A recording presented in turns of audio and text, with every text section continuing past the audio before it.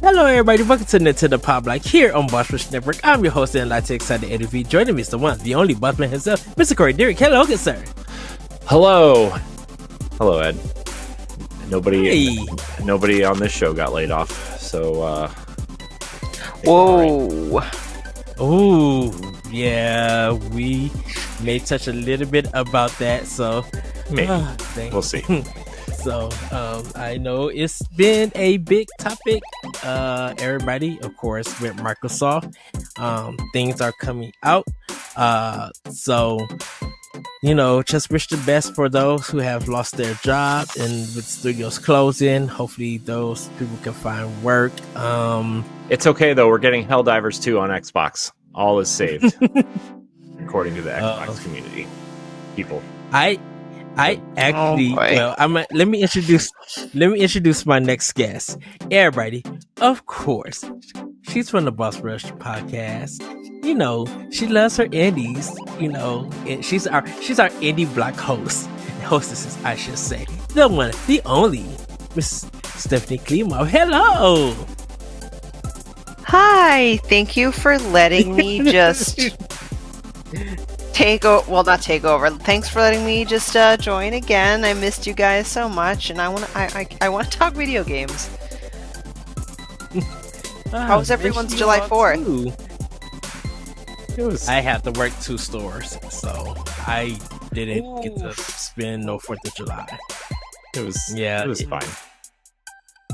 Yeah, it was. I had to get the store that I was working at. I had to get one of their employees to come with me to work at my store to close.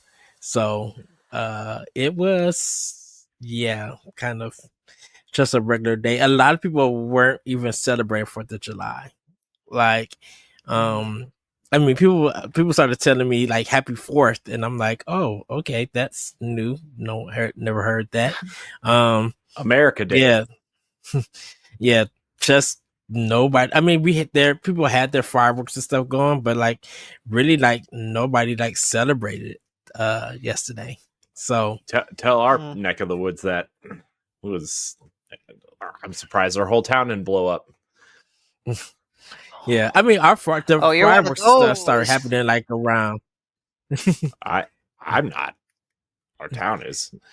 Yeah, one of our fireworks started around 12, 11 o'clock. Well, back when I worked in my retail CVS days, I would actually intentionally, because we all had to contribute and work a holiday, right? So I would actually pick the 4th because the CVS I'd work at had fireworks around, so where you could park in the parking lot and watch the fireworks. So I just, but I just kind of took it easy, ate a lot of food, just your typical gluttonous American over here. Yeah, I had some. We went over to my sister-in-law's house, and we had some burgers and hot dogs, and the general American tradition food spread. And I ate too much, as per usual, and I'm feeling it today. That's all I'm gonna say. Feeling it. Feeling a little sluggish and heavy, but I went outside and mowed the lawn today, so that was okay. There you go. You sweat it out. I've been cleaning, so yeah. I finally got a day off. They've been changing my work at schedule. My schedule at work. So it's been cuckoo crazy bananas. So yeah, nice. Well, you guys, how about we get into this housekeeping and get on with the show? This is Nintendo Pow Block, the Nintendo podcast for Boss Rush Media and the Boss Rush Network. We record each and every episode live on Twitch, YouTube, and X/Twitter every Saturday night. So come hang out, be a part of the conversation in the live chat, and give us a follow while you're there.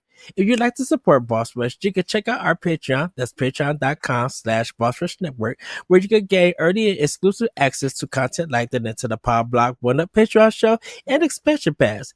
Become a Patreon producer and more. As always, if you can't support us financially or join us live, your listenership and viewership is enough for us. Subscribe to Boss Rush on YouTube and hit the notification bell so you don't miss an episode. If you're listening on Apple Podcasts, consider leaving us a 5-star rating and a review or a comment.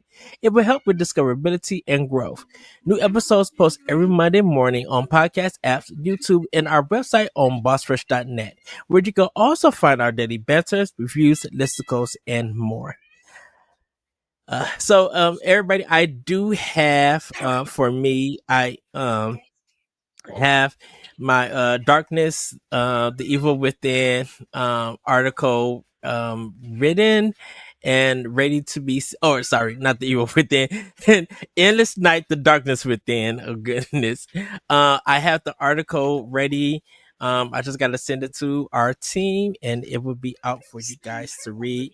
And then I got to work on some more of my interviews, and hopefully you guys will enjoy them. Because I have one more from Canada, and then I have Pick Me to do, and Royalty Free for All. I have that one to do. So those I will be working on soon. Nice. So nice. Does this look like a... So everybody, how about we get into Snacktendo? And I'm going to start the Snacktendo because I had to rush to go get my Chipotle yesterday. I'm at this other store and I ordered my Chipotle and I was expecting the next manager to come in so I could go ahead, get my food, and then get to work. Now, Chipotle closes at 3 p.m. in my area to, celebrate 4th of July. And she ended up coming late, and I'm like, oh my goodness.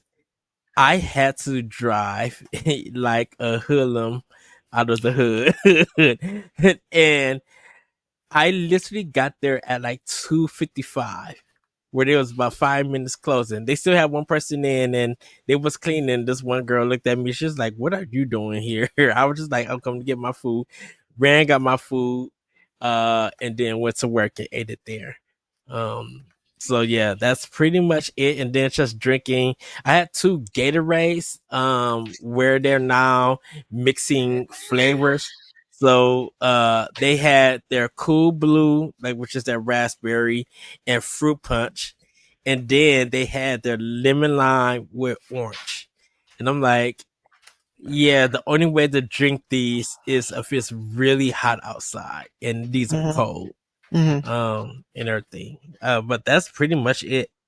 Nothing else for me. Oh, and some vanilla strawberry swirl Frosties from Wendy's. That sounds delicious. Really, really good. Frosties.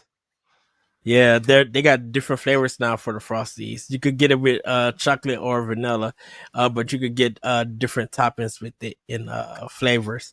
And it's been so good in this hot heat. Nice. Stephanie, what have you been snacking on? Yeah, so let me get you all caught up. Well, firstly, not a ton of new or exciting things because my ulcer is coming back, so I have to severely limit what I can eat.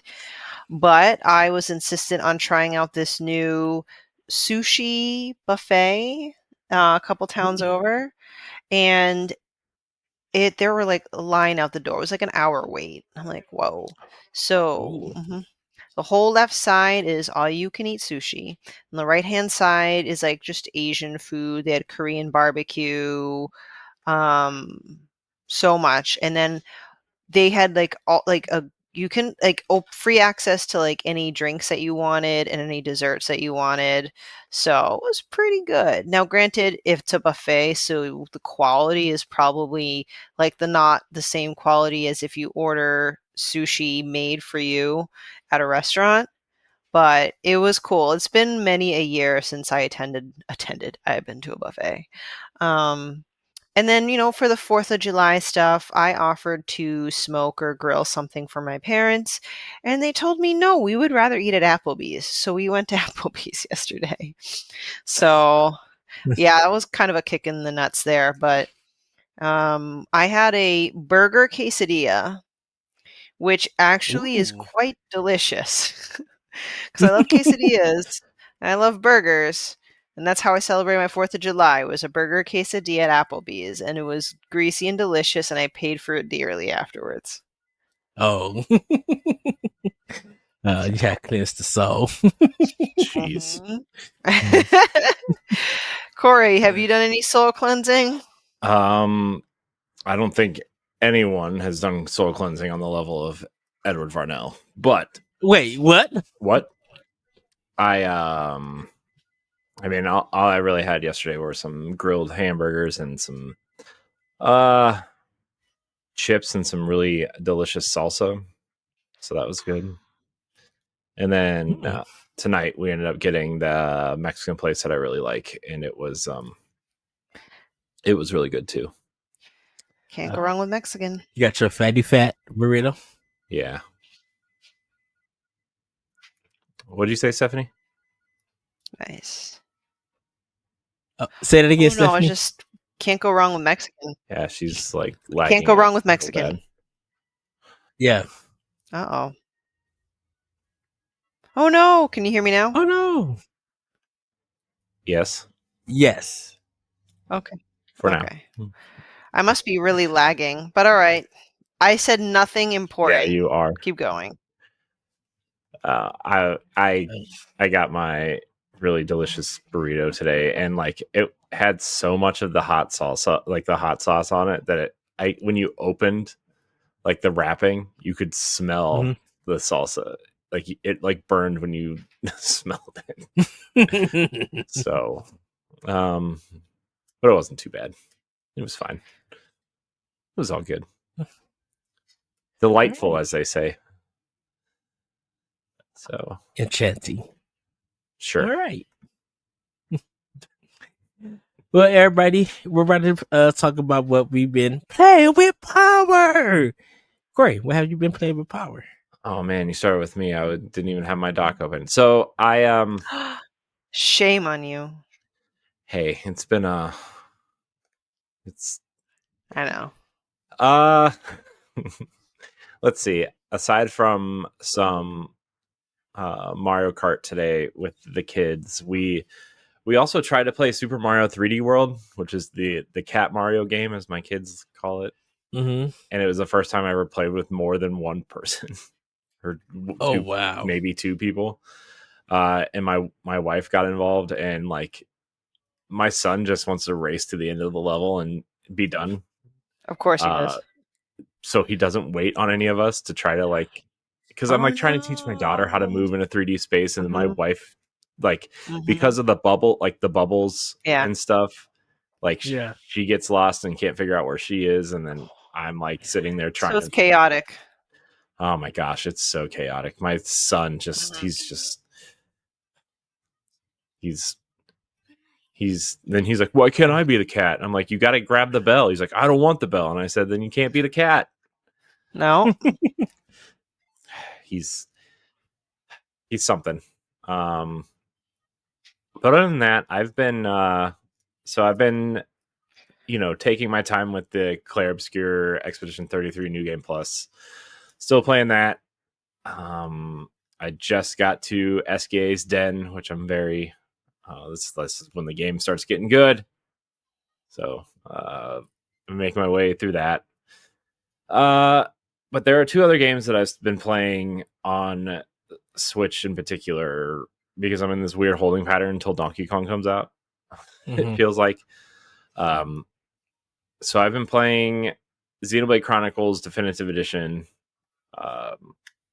I'm a little bit further than I was on the Boss Rush podcast last week, but not much further because I just haven't had a lot of time. But also, I've been thinking about Final Fantasy VII a lot lately and how I never finished it again. So I've been playing that. I just picked up where I left off from when I stopped playing, like, I don't know, a year ago at this point. I was going to say 6 months ago, but it's been way longer than that. So what I have been doing is, so I turned on the essentially you can't die mode, and you always have your limit break mode, and battles are 3 times as fast. So like I flew through a boss battle just today that people probably back in the day probably spent like 20-25 minutes on, and I flew through it in like 3 minutes. And I think I'm severely underleveled, which is also fine, whatever. But essentially I'm at the point in the game where I just finished Cosmo Canyon and learned about Red 13's father and how dramatic that all was. But it's not very dramatic when you just see like little, polygons moving their head like this and you have to read everything. It's not as dramatic as games are these days. I'm sure it was in 1997, right? But I was going to say, isn't it weird to go back on a clear classic and still a classic and, worth all the, I don't know what the word is. It's been a little gay, but praise, yeah, and still deserves that. But like once your senses are used to modern technology, modern graphics, modern game design, when you go back, it still can be a little crunchy. Yeah, it's really hard for me to go back to old games, even ones that I've played before, just because of that, especially from like, I would say pre PS2 and GameCube and Xbox in particular, like N64, PS1. That era is really hard to go back to, especially because like, and this is why I'm really for remakes and remasters, right? Is because like, just makes everything so much nicer and cleaner and quality of life stuff. And even though these are remasters, right? The Final Fantasy VII version I'm playing is the remastered version that came out, maybe even 10 years ago at this point on PS4. But it's,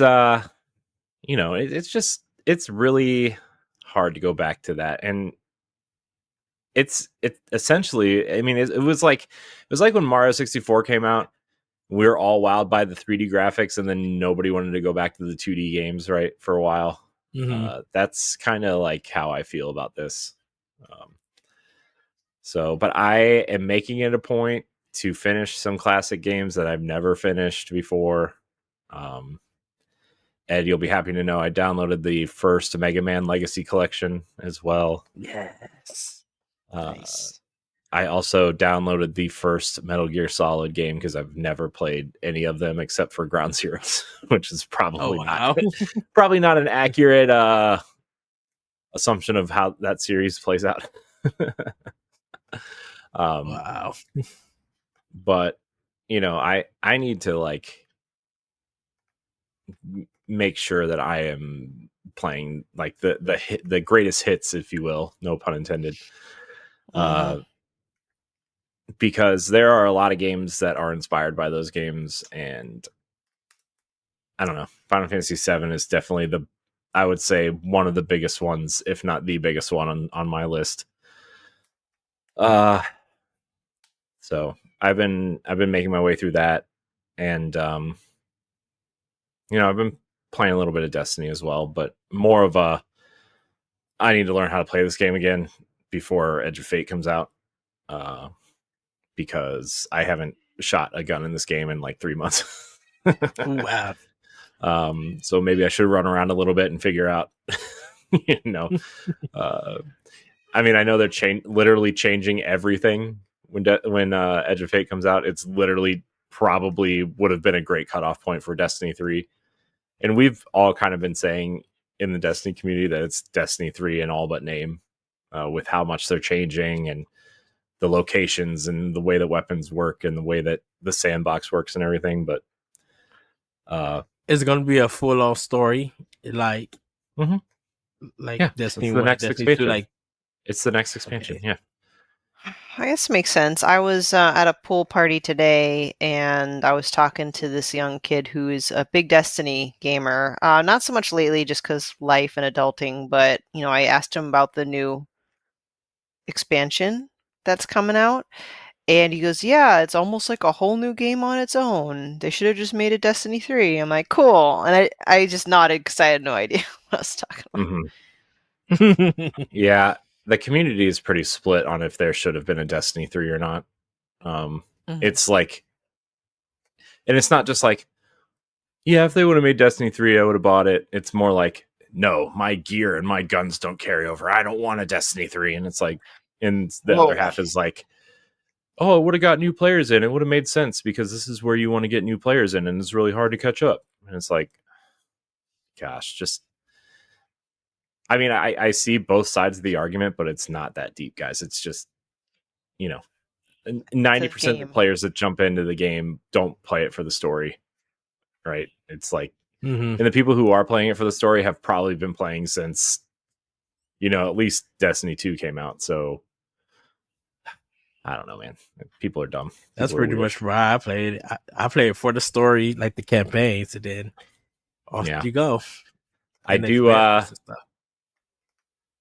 have to put the disclaimer out there, though, that Bungie did provide me a code for the Edge of Fate and the Year of Prophecy. So I will be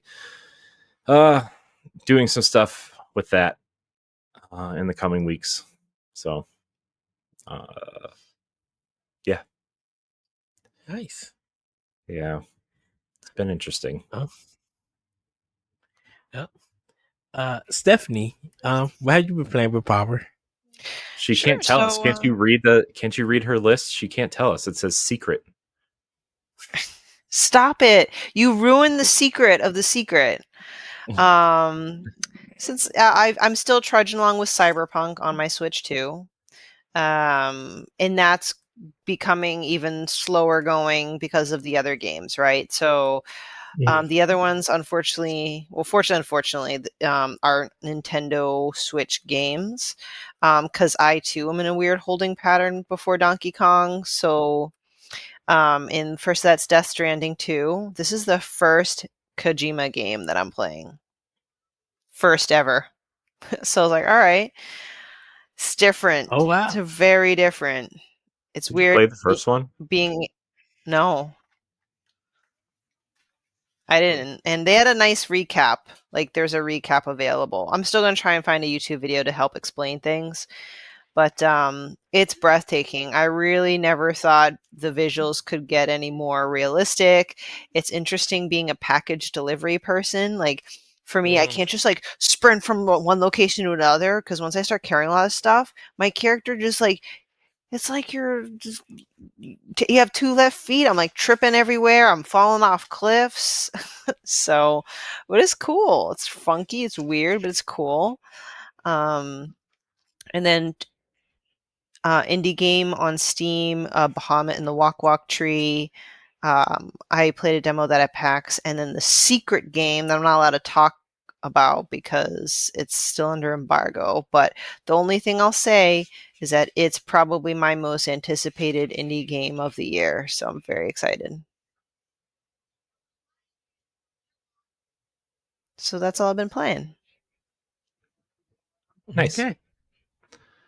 Nice. how Well, about you, Ed? Everybody, for me, been playing Cyberpunk on Switch, really enjoying it, doing the side quests. I'm kind of doing the BD part, the brain dance part. So I gotta finish that and then get into the mission before I get Keanu Reeves and stuff.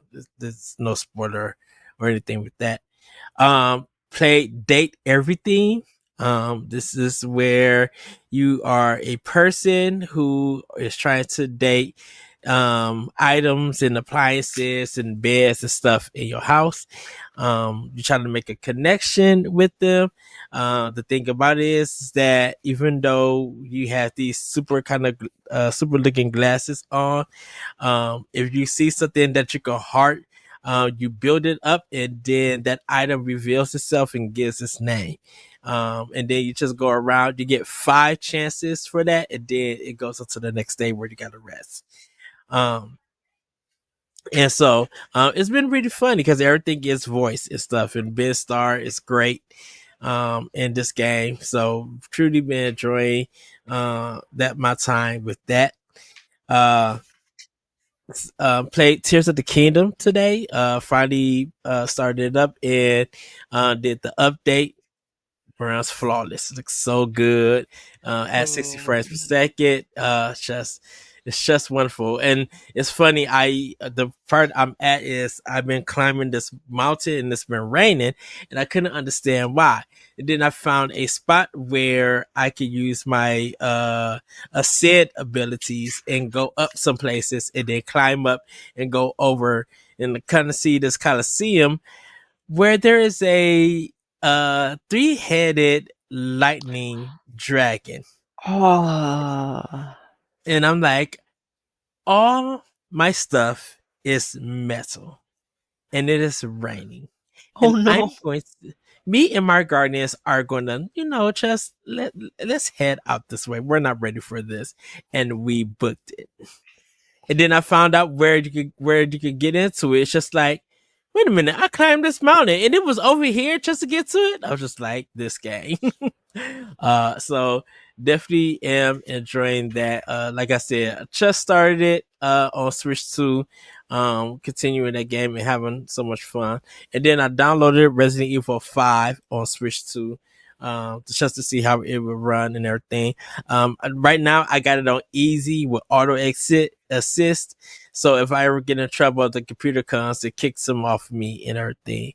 So I'm going to try to run through that game, and everything. I beat Resident Evil 5 on PS3, so I'm fine with that. I've just decided to play it on Switch because I kind of want to get all my games powerful and then do New Game Plus on normal and then just like mow the infected down because they're not zombies. All right, let me know like as you get through it how the experience is, because believe it or not, I have the opportunity. Nick Apostolides, he actually asked if I was interested in playing Resident Evil 5 with him, and I'm like, I don't know if I'm gonna be good at it, and I don't know if I should play it on the Switch or not. So do it. It's full on action packed. There's puzzle stuff that, once you get it, you be like, oh wow. And it's mostly doing teamwork. So if Nick is, doing the puzzle, he's gonna rely on you to do the shooting and covering. Or if it's vice versa, it's the same thing and everything. So I definitely say do it, have fun, laugh at the crazy bits, and just like if you guys both mess up, enjoy that time, crack up, laugh, and then go back in and then just like, okay, now we know what to do, because it's not really scary, it's just a really action-packed game. That's what I hear. It's very just actiony. Okay. Yeah. So well guys, is there any weekly pickups? I don't have anything at the moment. I don't either. Not for me. All right. Then it's time for Femi News. Corey, take it away. But Ed, we still have 45 minutes of time to burn before we actually start the segment. Oh, do we? I'm just kidding. No. I'm just warning everybody now. This is gonna be one of them short episodes nobody likes. All right. So our first news story. Is that my fault? Dude, there's nothing to talk about.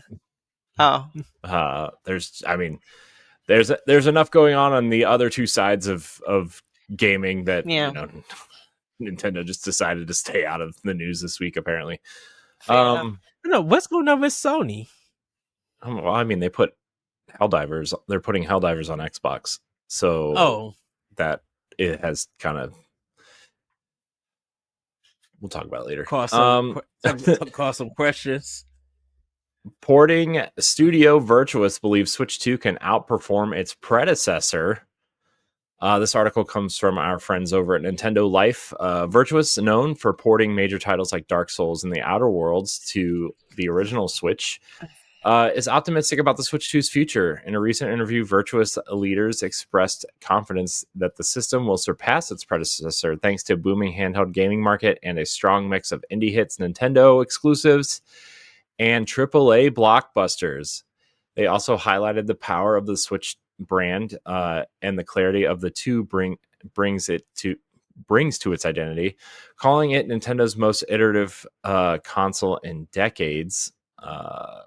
With over 3.5 million units sold in its first 4 days, the Switch 2 has already set a new Nintendo launch record, and other developers like CD Projekt Red and Capcom are also backing the new platform. Yeah, I mean, look, Virtuos does a lot of work, right? They've ported a lot of the Final Fantasy games over. They've done a lot of AAA kind of porting, similar to Panic Button does, and Saber, and we praise them a lot. Virtuos has a lot of people working at it. They port games all the time, so they're also handling the port of Helldivers, or helping with the port of Helldivers 2 to Xbox, even though Nixxes has taken the primary porting. They're kind of working with them as well, I guess. So they're kind of all over the place. But I mean, this is kind of what we've wanted as Nintendo fans, right? Is like Nintendo finally can compete in the AAA space outside of Nintendo games. Yes. I'm having a really hard time accepting the fact that that Street Fighter 6 and Cyberpunk look and run as well as they do on my Xbox, to the point where like I'm like still conflicted of like where I should play these games now if I want to, even though Switch is the obvious place in my heart. Switch is the obvious place. In my brain, it's messing with me. So I mean, how do you guys feel about what Virtuos said about Switch 2? I ain't saying it, because every time that they already put like July, like they're going to be some stuff in stock coming soon, and when they put them out, people go there and buy them. So I think it's going to be a while before Nintendo get high numbers. But like, as long as great software come out, I believe that this is going to happen. I think they're going to outsell their predecessor. Stephanie? Yeah, definitely possible. But this little bit, it doesn't surprise me.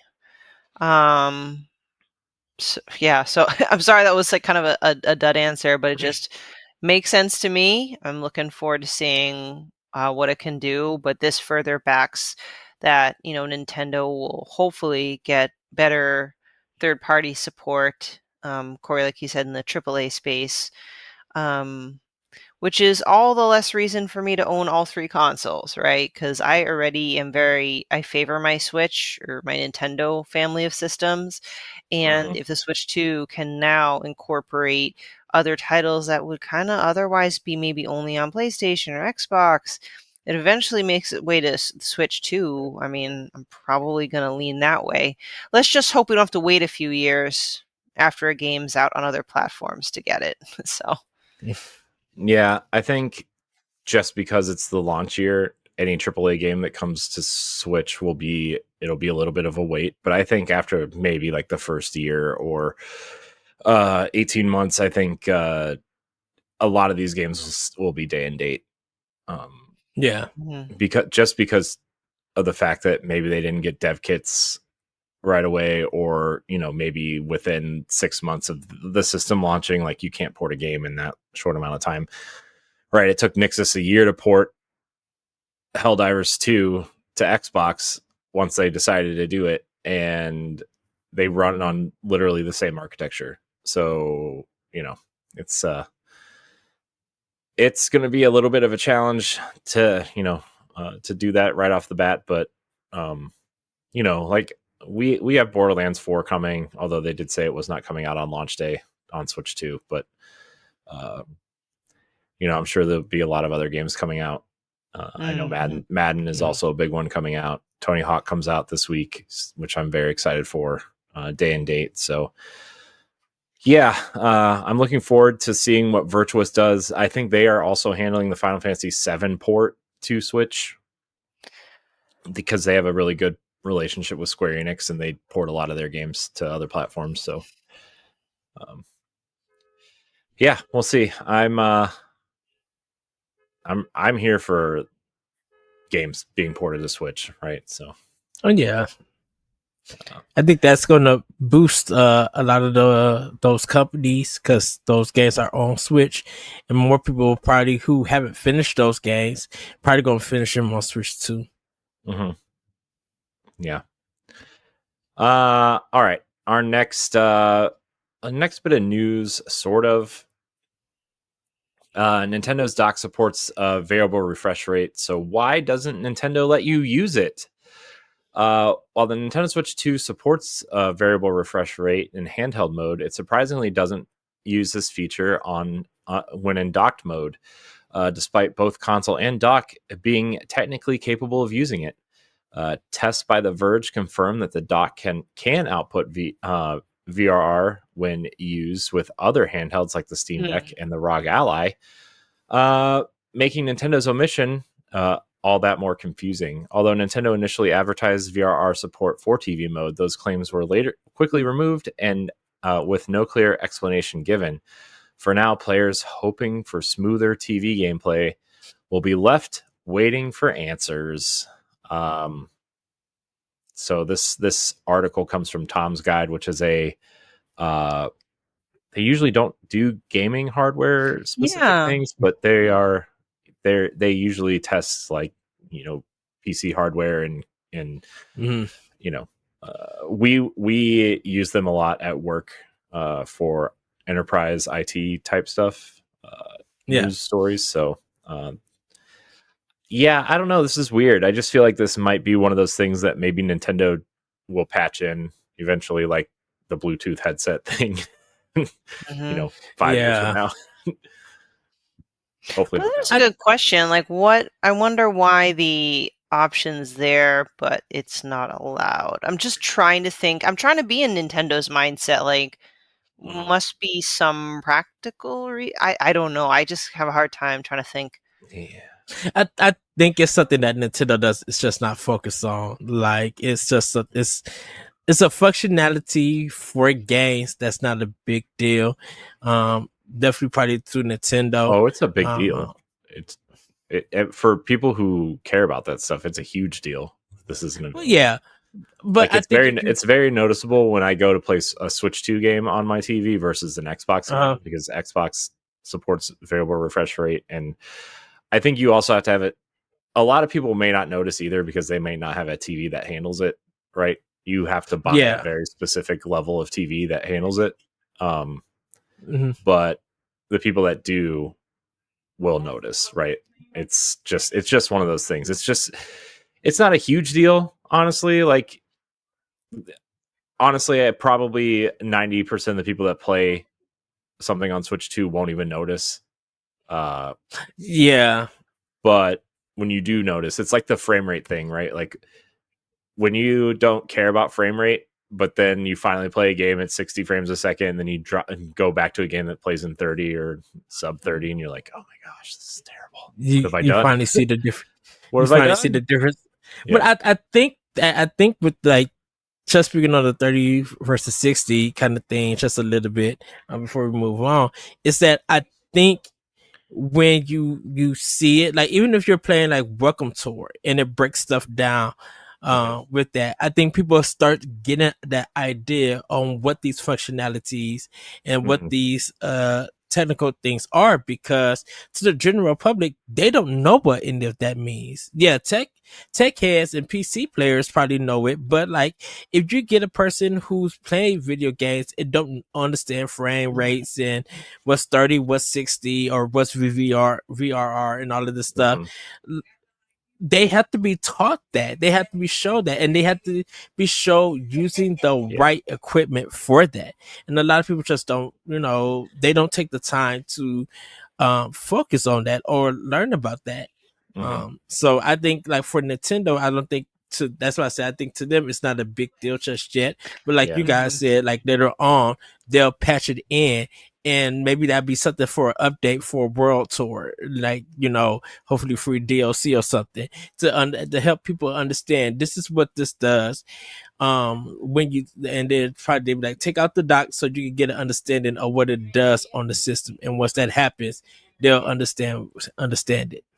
Yeah. And I guess especially Nintendo fans, right, may not even know what variable refresh rate is, right? So essentially what it is if your game runs at a high frame rate and it starts to dip frames, like it starts to run at a lower frame rate for like a couple seconds or half a second or whatever, variable refresh rate will adjust the game to where you won't notice it, essentially.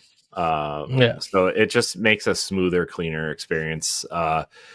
And it usually is only held for games that run at 60 frames a second or higher. A lot of 120 frames games use this a lot. A lot of people that play in those higher 120, 144, 240 frames a second will notice way more than someone who plays at 30 or 60, I think. A lot of first-person shooters on PC use it. Destiny uses it quite a bit. Cyberpunk, I think, uses it on PC at least, and more higher end consoles, right? But to that point, real quick, Ed, I am going to kind of retract what I said at the start for a minute, because the fact that we're talking about this is insane already. But Mark Cerny did an interview because they are also partnering with AMD on their next generation of consoles. And they were talking about the PlayStation 6 and how they are really working on making sure it is able to hit that like 4K standard kind of their PSSR, which is their version of DLSS, the AI up-resing, right, from like 1080p to 4K or whatever, making sure that can hit higher than 4K. And they were talking about all this stuff about resolution, and they talked a little bit about frame generation. If you are a technical person, you should go listen to it, because Mark Cerny will put you to sleep talking about and not in a bad way, right? He just has that like smooth, low, almost NPR ASMR. But people are, a lot of like the hardcore gamers are like, what about the frame rate? But the statistic, it's something wild, like 81 or something, like in the low 80% of people play on quality mode. They never switch it to performance mode, which means the game runs at 4K 30, right? And this was a big deal when Final Fantasy VII Rebirth came out, because a lot of people were complaining that it looked really fuzzy when you put it in performance mode to run at a higher frame rate. It ran at like 900p or something, which Square Enix isn't great at optimizing their games anyway in terms of like performance versus quality mode, but that's a different conversation. But the reason they gave was, well, we needed to make sure we hit the fidelity because most people want to play the game in 4K, right? That's just what they want to do. And, and the VRR and, all this other tech garbage is not a priority for some companies. And Nintendo, they've clearly never been, power and all this kind of stuff has never been a priority for them. It's been about how fun is the game and how well does it run without any of these, tech features and everything. So, and plus, Nintendo does a different, and reason I'm bringing art style in this is because they have a particular look to their games for their art style, and it's not really like digitized or it's not motion cap. It's not all of those things that a lot of games, third party games, first party games use. Right, and so like a lot of that stuff doesn't matter with those added things because they don't use that kind of technology to make their games. Right. So this will probably be patched in. My guess would be around holiday when like a lot of these other games start coming out, like Pokemon or especially Metroid Prime 4, right? Like if you're going to put a major first person shooter on, you better have some VRR in there. Right. And I know it's not first party, but whenever Elden Ring Tarnished Edition comes out, maybe, I don't know, but Metroid Prime 4 makes a lot of sense. Yeah. They'll do it for a first party game for sure. Maybe not third party. I mean, Yeah. Not that Nintendo doesn't care about third party, but no, I know it. They've Yeah. always operated. Yeah. So Yes. they better start caring about third party though, because it's more important to their health than ever, I think, at this point. Specifically looking at Xbox and PlayStation. Which, by the way, side note, like I know my sense of time is very warped, but when you were talking about like the discussions on the PlayStation 6, my mind was like exploding. I was like, I feel like I just got my PS5 like the other year. I'm like, I don't know if I'm ready for that. It's been out for 6 years already. I can't believe this generation has been 6 years already. Well, because that's what I'm saying. Like, my sense of time must be warped. Yeah. Oh no, go ahead. It's crazy. Because I kind of feel like it's a Wii U situation, you know, in the fact that it feels like even though it's been out for a bit, moving on to the next console doesn't feel surreal because you feel like even just Xbox and PlayStation 5, it doesn't feel like they have their library just yet of great games, you know, or like must have games and stuff. And they may have it, but it's just like, just from a first party sense for Microsoft and Sony, it's just like, man, if I look at the Switch One, I feel like they got a library. And then if you go to Xbox and PlayStation 5, it just be like, man, there's not enough games here. And that might be a first party thing compared to like a third party thing.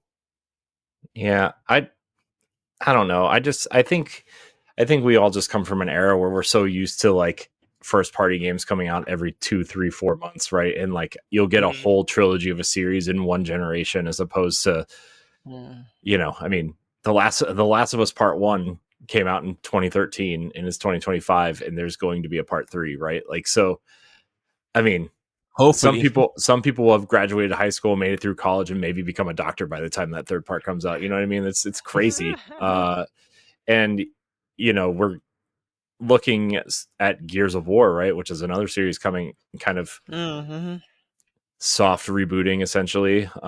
You know, Gears 5 came out in 2019. 2019, and it's 2025, and we still haven't gotten a conclusion to that trilogy, which ends on a massive cliffhanger, spoiler. And we're getting a prequel in like a year or more, which means that sequel, if they make it, is at least 5 or 6 years away. Although it has been confirmed that the Coalition has 2 teams and they have a second and third project in the works, and People Can Fly are actually noted as a developer on E-Day, yada yada. I don't know. It doesn't matter. My point is 2019, guys. Come on. We need that ending. I don't care if people think it sucks. I need to know. Also, pick a canon part of the choice. Nobody likes the choice. That's the thing about it. Everybody's just like, what is the canon ending? Because spoiler alert, everybody. No spoilers. People are just now playing it, and the games are coming to PlayStation. Let's not. I know. Everybody. You get to choose 2 major people, during one of the battles before kind of like the game ends, and whatever choice you make, one might be canon, one might not be canon. So everybody want to know what is the truth of it, because when you're playing the game and you get to that point, you might question, why did they make this decision, or why you made that decision. Yeah. So yeah, good times, huh? Video games, everybody. And you know, consoles might not even exist in 5 years, so we'll keep you posted. Maybe everything will just be projected into our brains via an implant. Who knows? Man, exactly. And Nintendo will still be like, you know, plugging away at their Switch 3, and it'll be the same thing, and everybody will still need wires. Yep. Yeah. But on Nintendo, I think they'll come up with something different. at their next console. I really don't want them to. All right, next story. Nintendo's Shinya Takahashi reaffirms supportive developer-first culture amid industry turmoil. This story comes from, I did not write the website down. Why did I not write it down? It comes from the Outer Haven. Nintendo's Shinya Takahashi has reaffirmed the company's commitment to collaborative and growth-focused development culture, emphasizing the importance of open idea sharing across teams and supporting young developers. In contrast to some of the industry's practices where pressure and blame trickle down to dev teams, Takahashi highlights Nintendo's approach of prioritizing thoughtful consumer-first game creation and fostering an environment where everyone involved in development can thrive. Yeah, so obviously this came out after the whole kind of whatever bomb went off at Microsoft this week. Not to get super into that at the moment, but there was a quote by Iwata when the Wii U, right? And this is like, I know like he took, didn't take salary for a while, and that's kind of a formality thing. It's not exactly going to save jobs, but it was a nice notion, thinking like, oh, well, instead of paying him, we can fund a game or get something in development or R&D or something, right? Like, but it wasn't about the whole like that. It wasn't about that. It was more about I forget what the exact quote was, but he was like, "Don't you think developers will make something more true and more powerful and more creative, knowing that their job is safe instead of feeling the pressure of maybe I won't be here tomorrow? You really think like a great game can come out of that environment?" And I've just been thinking a lot about that with Xbox recently, right? Well, probably the last 2 or 3 years, really, since they purchased Activision Blizzard, specifically, because I think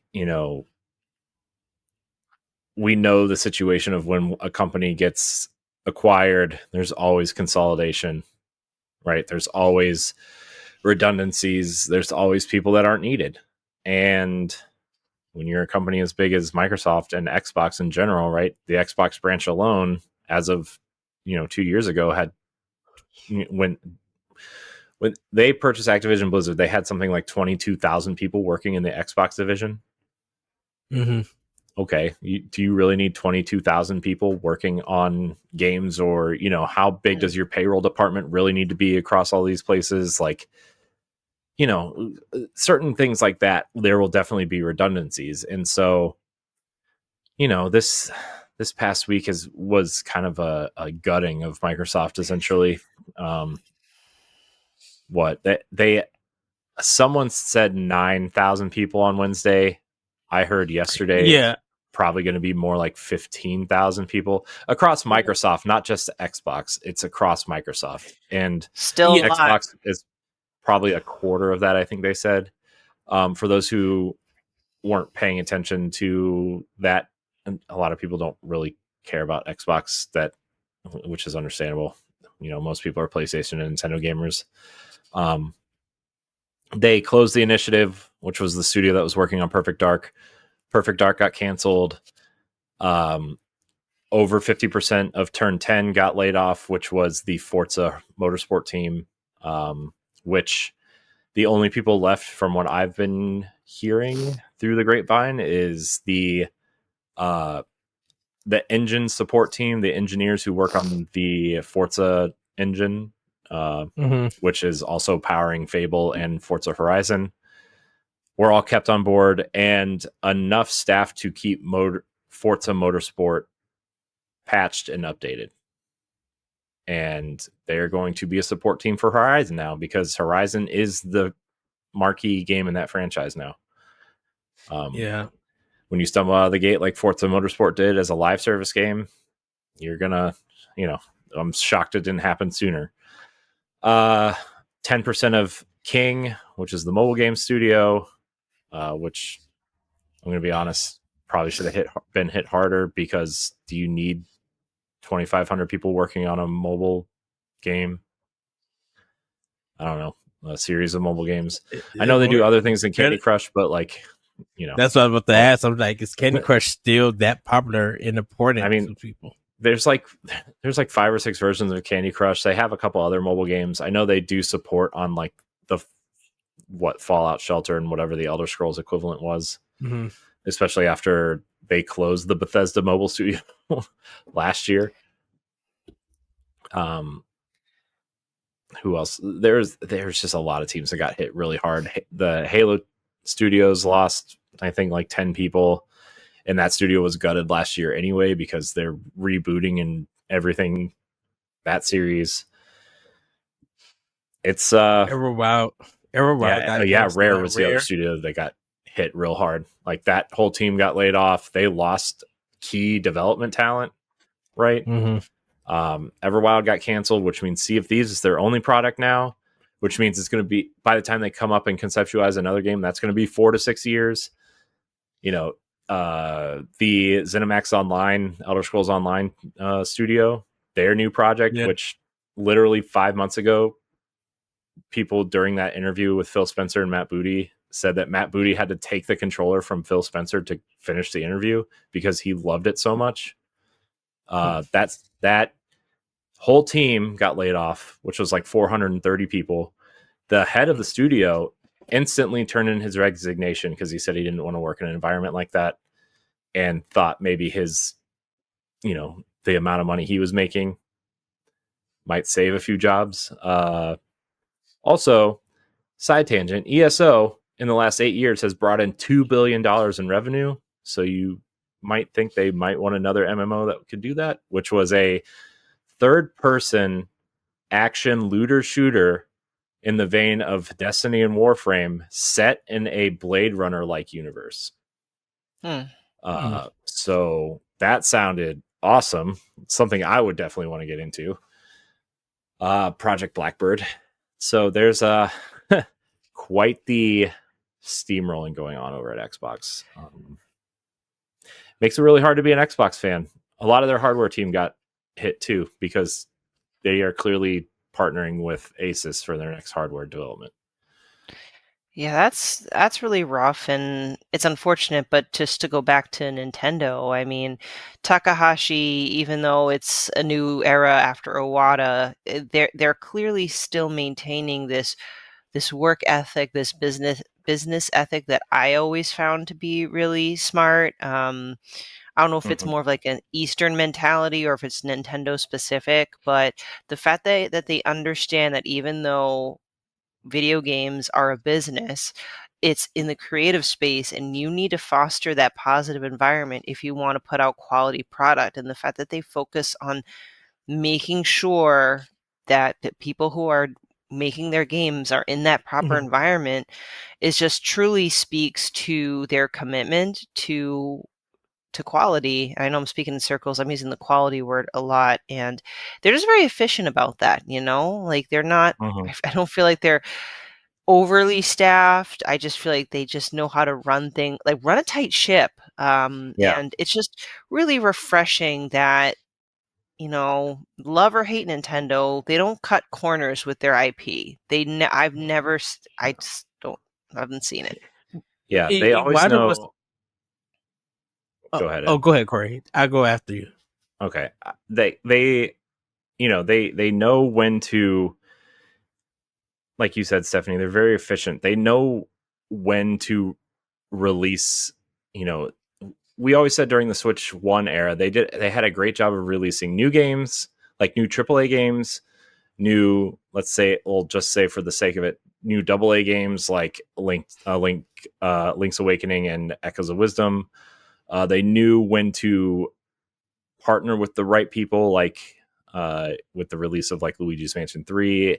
They knew when to release a remake or a remaster. Like they knew how to thread their schedule to where even if they didn't have something brand new coming out, or it wasn't one of their first party teams, they knew which second or third party team to go to help get something out the door. and they've been very efficient, and they've really cleaned that up since the Wii U and 3DS era, right? I mean, Ed, when we started the show, it would be months before we get a Nintendo first party game on the Wii U, right? Because they would release 3 or 4 titles on the 3DS, and then we would get like 1 or 2 Wii U titles with nothing on the 3DS, and then we would get, you know, a couple more 3DS titles, and it's like, and I think you could just even tell about the Nintendo Directs that they were showing, and I think during that era. Yeah, and I think they've really built out their studios to make different types of games because they were involved in both spaces separately for so long, that when you bring them together on a device that does both, they really know how to be efficient on what types of games to release when. And I think that's that, and also like their console isn't as powerful as, you know, they've been operating on a lower power level than the other consoles. They've been operating on lower budgets than the other consoles, right? Like they don't have a state-of-the-art motion capture studio. They don't do a lot of voice acting. They don't do a lot of outsourcing, which, you know, individually, the other companies that publish games, right? Like individually, those are, okay, this costs this much here, this costs this much, but it adds up, you know, and that's just costs that Nintendo doesn't need or doesn't have. Yeah. So, what I was gonna add was that Iwata talked about morale with the developers at Nintendo, and he took a 50% price cut, pay cut, I should say, with some other high level Nintendo employees, to make sure that their employees will still have a job and not come into work, like you guys said earlier, worrying about if they're going to be here or not. So when and during that time, don't forget that there were companies who were, you know, letting developers go. The Bobby, what's his name from Activision, when they closed some studios and let people go, he had just got like a 4.1 million raise for his salary, and everybody was pissed about that. And so Nintendo doesn't want to do that. And that's why you want to kind of feel like if you want to have great games, if you want to have these #1 game of the years or something to give people to talk about and want to support your system, you gotta have a development team that could, you know, come to work not worrying about if they're going to get laid off or not. You know, if there's going to be some security to it, and not many companies can do that nowadays. You know, nowadays it's a roulette wheel, you know, with the game that you release and everything. You may be lucky that it sells for you to keep your developers, or if you don't make the sales, they may shut you down just after that one game. You know, so I think Nintendo wants to avoid that. And they want to just reassure that for them as a company and for their developers, we want to reassure that, you know, talk to each other, you know, maybe there is something from other developers about the games and ideas I could bounce with. Because if it makes the game fun and it works, that's going to be, now we're getting into the businesses, that's going to make us money. And the Switch's library speaks all about that. From games that no one cared about till they actually touch it and be like, okay, now I know why everybody wants this game. Fire Emblem is a good example. You know, Fire Emblem wouldn't be popular until, you know, if Awakening didn't happen.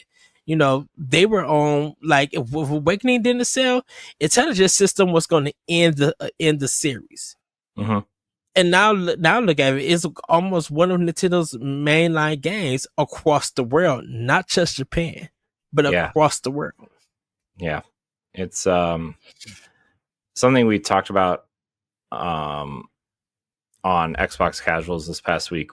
You know, the difference between Nintendo, PlayStation, and Xbox is that Nintendo, this is what they do. Video games is what they do, right?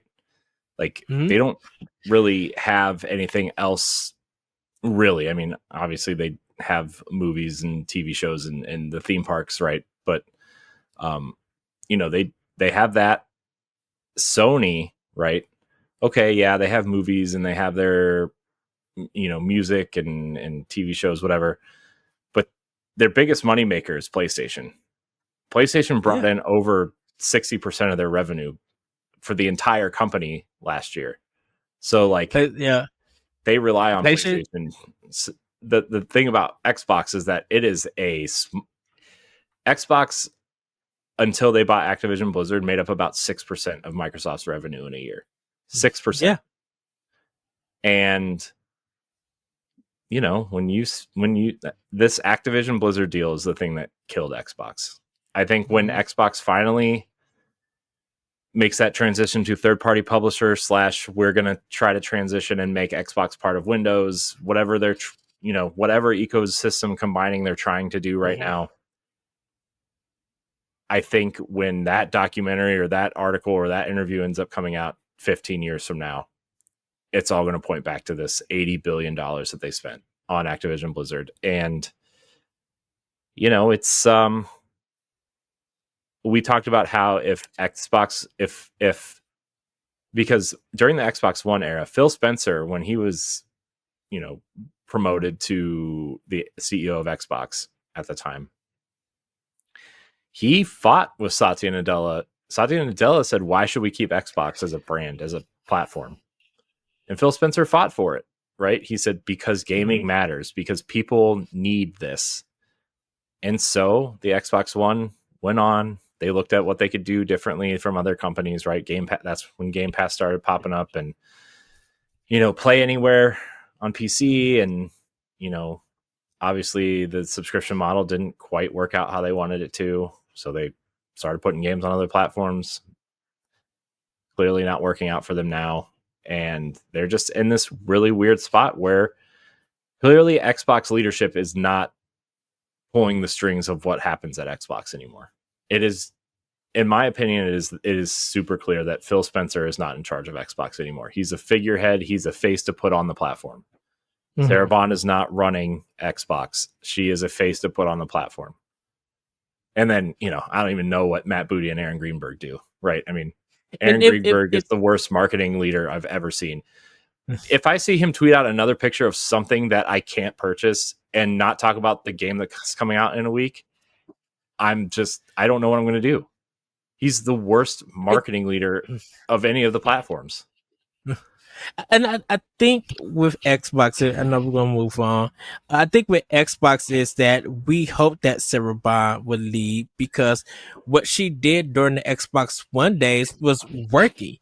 And what Phil Spencer was doing during that, being the face of it was working. That's why we look to Reggie. That's why we look to Iwata and Miyamoto and Trent, what's his name, from Nintendo.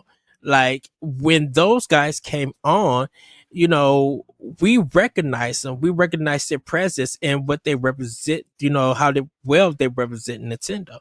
So we were rooting for Sarah Bond when she took over Phil Spencer's position.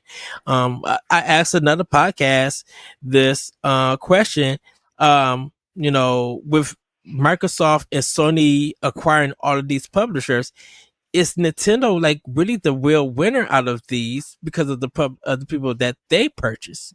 We're not hearing these stories like we're hearing with Sony and Microsoft, with the publishers that they purchase and stuff. From with Nintendo, it's just like the stuff that they're doing, whether it's quiet or they're making moves in silence. It seems that they're winning, that they made the smart business decision. I think one of their I think that movie people that they purchased helped with Death Stranding too. And everything. And I'm just like, oh, that's cool for Nintendo to do that. Yeah. Yeah, it's just I still think, like, if what I was getting at before, about Phil Spencer and Sarah Bond and everything, like, if Microsoft would have just sold off the Xbox brand or spun it out, or they worked for a different company, right?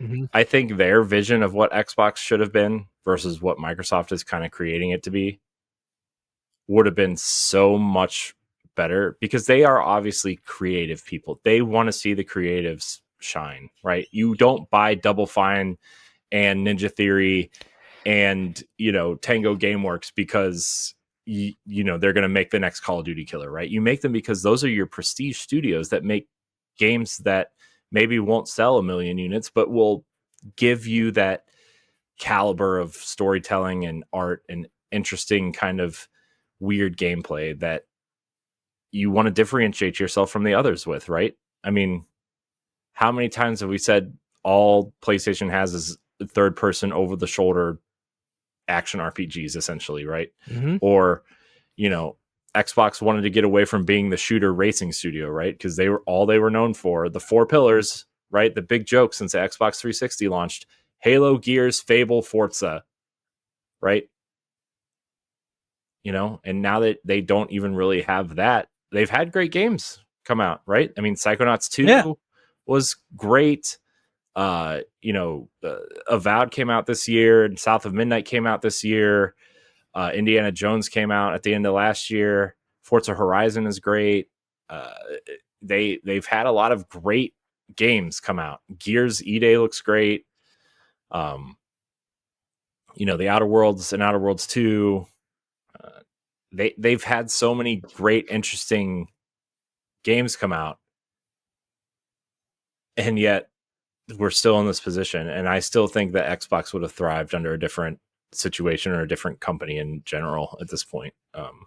Yeah, but I think that's why the story from Wii U to Switch and not closing studios and supporting these developers and having new IP come out, and, you know, like you said earlier, working with publisher, you know, partners like Bandai Namco, Koei Tecmo, Platinum Games, WayForward, and all these other developers to put their games on Switch. Like, we see the transition that system that everybody, or not everybody, certain people had negative opinions about, to turn around to see the success of the Switch and everything. And during that transaction, no developer was affected at any of these companies. The only way they was affected is if that person left and they made that own decision. Yeah. Well, I think unless Stephanie has any final thoughts on this, I think we can kind of save this conversation, the rest of it, for Expansion Pass, a different style of thing, because yeah, I don't know, man. I just feel like Xbox, just every time they do something great, they find the rakes to step on, right? Yeah. So I don't know. Stephanie, you got anything else to say about this? Nope, I've said my piece. Yeah. So all right. Sam Hall says that the happenings at Xbox is just sad. They made it. I hope they make it right for everyone who invested in the platform. Marine Gamer 12 says, hope y'all invested in PlayStation. Yes. So, yep. I did not. I hate PlayStation. I hate using my PlayStation. Hey. I don't hate PlayStation as a company. I don't like the user experience or the controller of the PlayStation. It might look like a rocket ship, but I love it. Yeah, it looks like it should have a not safe for work sign on it. That's what it looks like. Anyways, speaking of Packwatch, here are the upcoming games you can play on your Nintendo Switch and Nintendo Switch 2 this week, including one of my favorite games of all time. This is the first game I ever bought for GameCube. And my Metacritic draft pick. Tony Hawk's Pro Skater 3 and 4 Deluxe Edition comes out on 7/8. Get hyped for the legendary franchise to return with Tony Hawk's Pro Skater 3 and 4. Everything you loved is back, but revamped with more skaters, new parks, gnarlier tricks, eardrum shattering music, plus a whole lot more. The base version comes out on 7/11. But if you get the deluxe version, you get the Teenage Mutant Ninja Turtles and Doomslayer. So, you know what I will say, though? I'm not sure if it's like the best description to say that it's eardrum shattering music. So, yeah, I mean, look, skaters' music hits different. I guess. I don't know. Apparently. Yeah. Man. Oh, Tony Hawk. This is the first game I ever bought for a GameCube. That and Luigi's Mansion. Well, I got Luigi's Mansion for my birthday, and then I bought Tony Hawk with my money and that nasty orange controller that I still have. Still haven't played no Tony Hawk game. Well. Whatever. I don't know. You're missing out. Also on 7/8, Missile Command Delta. The turn-based strategy game is wrapped in a twisted narrative thriller. Great for mystery fans, completionists, and players that love to explore and solve puzzles. Between inbound missile alerts, investigate the underground bunker to access locked rooms, uncover secrets, and strengthen your arsenal. I think this is from Atari, and I think it's a direct sequel to Missile Command Recharged, which was the remake of the first game they released a couple of years ago. By the way, all those Recharged games are sold in like 3-packs, so you can buy like Volume 1, Volume 2, Volume 3 of all their different older games. Asteroids, by the way, reminds me so much of Geometry Wars, it's not even funny. On 7/10, you have Flora and Fang, Guardians of the Vampire Garden. Flora and Fang, Guardians of the Vampire Garden is a single-player or local co-op adventure that puts you in the shoes of one of two lovable vampire siblings, Flora and Fang, as they embark on a mission to safeguard their dad, the infamous Dracula's precious pumpkin garden. Yes, that's what I think of when I think of Dracula. I think of pumpkin gardens. Yep. Fight the insect invasion.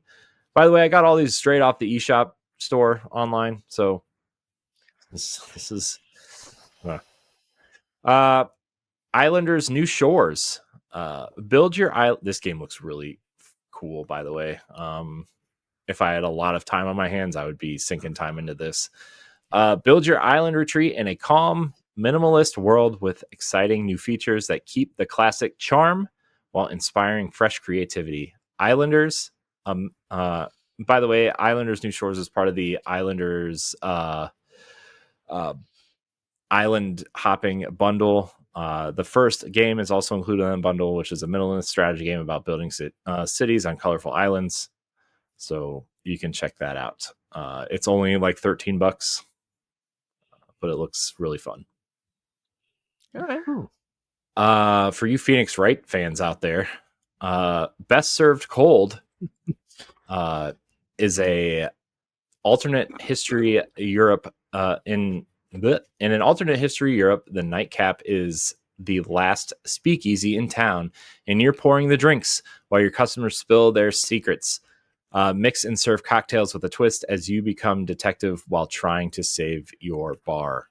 So this is essentially like almost Phoenix Wright meets Coffee Talk.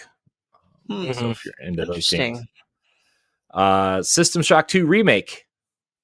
It's the year 2114, and as you awake from the cryo sleep on the FTL ship Von Braun, you are unable to remember who you are or where you are, and something has gone terribly wrong. Hybrid mutants and deadly robots roam the halls while the cries from the remaining crew reverberate through the cold hull of the ship. For those BioShock fans, this was the first project Ken Levine led.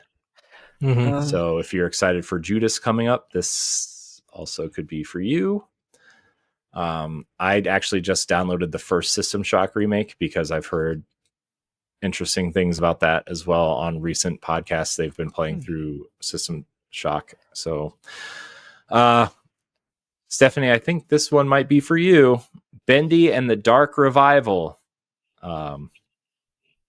Bendy and the Dark Revival is a first-person survival horror game and the sequel to Bendy and the Ink Machine. Players take on the role of Audrey, an animator who gets trapped in a nightmarish, inky version of Joey Drew Studios.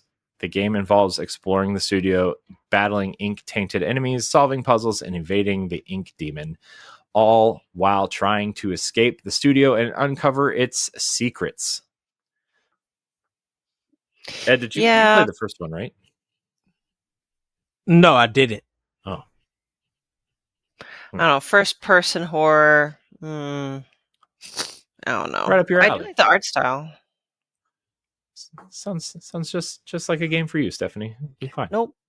Just like how deck building roguelikes are your kind of game. Yeah. Yeah, they're my favorite. You didn't know that? Apparently PR thinks they're my favorite because I get at least 10 emails a day about a new roguelike card building game. Dude, I think that's apparently the genre that people like to make the most. Yeah. Ugh. Yikes. Patapon 1 and 2 replay. This is one I'm really excited for. Patapon is an action adventure where players use the rhythm of 4 mystical drums to command cute and mysterious eyeball-like creatures known as Patapons. Patapon was so awesome on PSP. Patapon.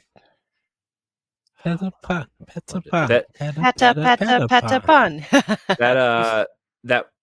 That weird kind of what do you call it? Spiritual successor is also coming out soon. Ratatan or something. Yeah. Something like that. Yeah. Yeah. So those are the major games coming out this week for Nintendo Switch and Nintendo Switch 2. I think the only exclusive for Nintendo Switch 2 is Tony Hawk's Pro Skater 3 and 4. Although I think that's getting a Switch 1 version too, right? Yeah, it's getting a Switch 1 version. Never mind. You can play all these on your Switch 1 if you haven't got a Switch 2 yet. So it's all right. We got Donkey Kong the following week, so this is fine. Mm-hmm. Yep. Any of these games catch your eye? Anything? I think I'm Best Served Code. I'm going to check out. I want to check out and Sister Shock 2 remake. I want to check out. I actually need to do what you do, Corey. Is like check out the first one too. Yeah, I'm starting to make a list of games I want to like. Not new games, but like older classic games that I've never played, and trying to find out if they have a modern-ish version to play through. Mm-hmm. All right, so Nintendo Switch 2 game updates and DLC this week. There's no Nintendo Switch 1 updates that I found. There are 2 updates for Switch 2, specifically Tears of the Kingdom and Breath of the Wild are getting updates to they're both resolving issues with Zelda Notes daily bonus effects not working at max hearts, including general gameplay improvements, etc. The general Nintendo gameplay improvements note. So no new games coming to Nintendo Switch Online, although if you missed last week, it is a nice reminder that the Super Mario Strikers on Nintendo GameCube is out now. Mm-hmm. So I loaded up the Nintendo GameCube app, side note, today, just to I like to order my games because I'm a weirdo. Why do we have the European versions of these games? I don't want those. I just want the good old USA versions. I need these crumpet-eating, vinegar-touting European versions. Whoa! Hey now! I'm just kidding. I think the reason being is because we don't have the European version of games. It doesn't matter. We have the American version. So from Nintendo, from the NES to the Game Boy events, like we don't have none of the European versions. We got the JP version of some of those games, or we have Japanese release games. But I think for us, they just want to have it where it's American and the UK version because sometimes there's some differences in things. And it'll be a good challenge to play that game, the UK version, and see what it is. Yeah, challenge yourself, man. Yeah. Hmm. Speaking of Mario Strikers, though, I wonder how on the edge of his seat David Lasby is about Mario Strikers coming out soon to this thing. Oh, he's because it's happening excited. now. It's happening now because we're never getting a new one because nobody except for David likes it apparently. I've never heard anybody else like. I'm not saying it's a bad game. I have never heard anybody talk about that game the way that David talks about it, and it like man, there were a lot of Mario sports games at that time, weren't there? So keeping hope alive for Lasby. Well, you know what? He's a big baseball fan, and baseball's my favorite sport too. Although I never had the opportunity to play Super Mario Strikers. So I guess this is my opportunity. I'll add that to my retro gaming to playlist. Yeah, it was cool especially at the time when soccer was getting real. That's when like 2001, 2002, 2003 era is kind of when soccer started really becoming bigger over here. Mm-hmm. And yeah, Strikers was a good introduction, I think, for a lot of people. So, all right. And then on Nintendo Music, new Super Mario Brothers U soundtrack has been added from the Wii U, so you can listen to that as well. The list keeps growing, and I love it. Yeah, there's a lot of music on there. My daughter likes to listen to it sometimes. She really likes it when I play the Zelda music. Mm-hmm. Yep. Speaking of Zelda, I hear Midna. That's Midna. Oh, dude, Zelda music. My son loves the end credit theme to Link to the Past, and so much so that like we'll just be driving or doing something in the house, and I'm not playing music, and he'll start humming Link to the Past, the credits. So makes me happy. Nice, right, Midna? My daughter, I've been looking up collectible figures because that's my obsession now. right now.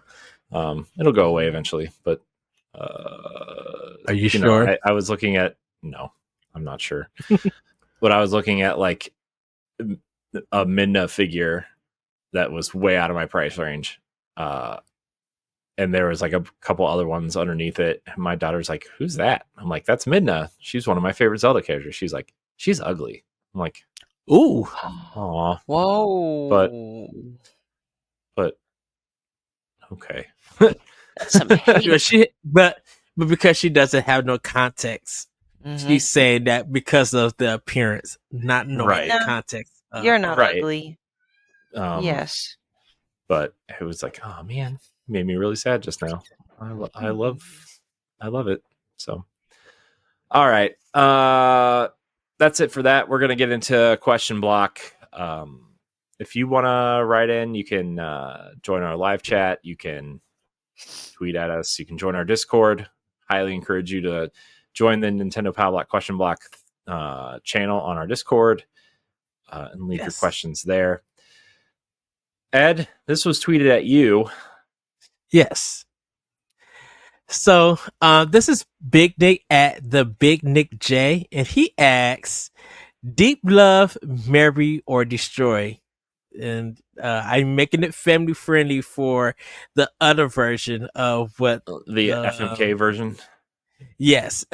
So we're gonna choose out of these three games which one will have deep love, which one will marry, and which one will destroy, I should say. I love it. So our choices are Donkey Kong, Super Mario 64, and Cool Borders. So which version of Donkey Kong is it? I was like, is it Donkey Kong 64? Like, is that the era we're looking at? I guess it's a whole franchise. Oh, but there's like there's good Donkey Kong games, and then there's definitely Donkey Kong games you can kill or destroy. I mean, judging by the other two games, my assumption was 64, but yeah, because Cool Borders is a PS1 game, and obviously Mario 64. So, Well, I have my answer already. Shocking. All right, go ahead. You start. So I would deep love Donkey Kong. I would marry Super Mario 64, and I would destroy Cool Borders because Cool Borders is a PlayStation game, and we have our own snowboarding game that's better. Yeah, can I just say I love snowboard kids.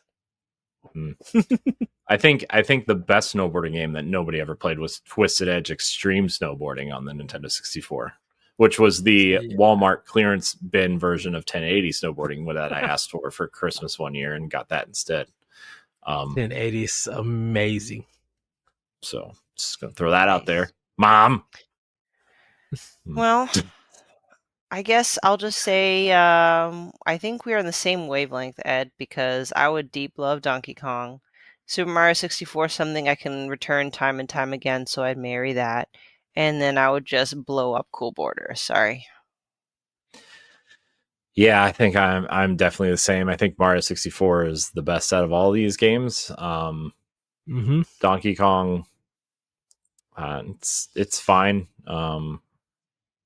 There's like a real divide with that game somewhere. I thought it was just fine.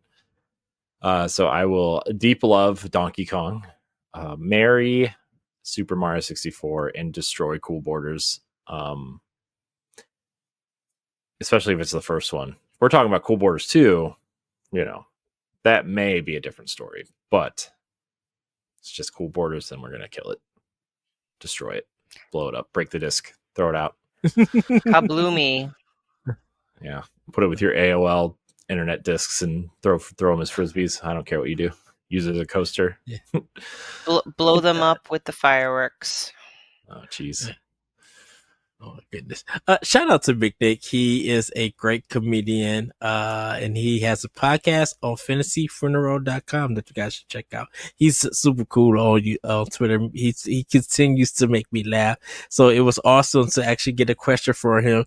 And I kind of like this kind of question. Because I never get to do it or anything. So if you guys want to send more questions like this, please send us more deep love, marry, or destroy kind of questions. Yeah.